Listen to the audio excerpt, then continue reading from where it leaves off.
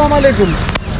3 دن ہو گئے ہماری پولی ڈیوٹی لگی ہے. میں سلیم 8331 یہ سبزی منڈی ناکہ بندی پوائنٹ پہ ڈیوٹی لگی ہوئی ہے.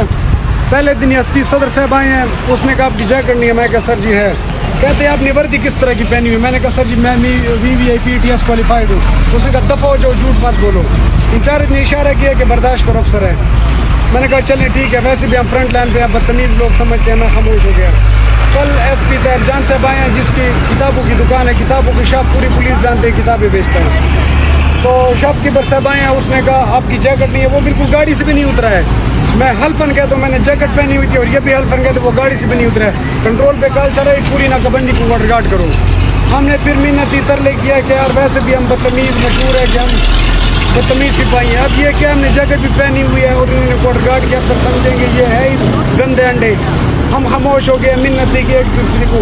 آج پھر طیب جان صاحب آ رہے ہیں. میں سارے سپاہیوں سے بھی کہتی اور میں بھی انشاءاللہ ایسے ریئیکٹ کروں گا. جیسے بھی آئے ان سے پوچھے آپ نے جیکٹ کیوں نہیں پہنا ہے. اور میں قسمن کہتا ہوں حلفن کہ نہ ASP صدر نے جیکٹ پہنی تھی, نہ ان کے گنروں نے پہنی تھی, نہ طیب جان نے پہنی تھی, نہ اس کے گنروں کے پہنی تھی. کیا وہ تانبے کے بنے ہوئے ہیں؟ کیا وہ روبوٹ ہیں؟ ان کو گولی نہیں لگتی, صرف مجھے گولی لگتی ہے. اس گرمی میں 8 گھنٹے جیکٹ پہن سکتا ہوں.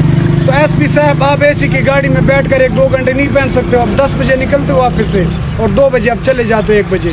اب 2-3 گھنٹے AC پہ نہیں بیٹھتے ہو اور مجھے 8 گھنٹے پہنا کر. اور جب میں نے پہنی ہوئی ہے تو پھر کبھی کیپ کا بہانا, کبھی میرا پینٹ کس طرح ہے, کبھی یہ میری شرٹ کس طرح ہے. یار ہم حالت جنگ لڑ رہے ہیں. اللہ کا نام ہے ہمیں معاف کرے, ہمیں بغاوت پہ مجبور نہ کرے.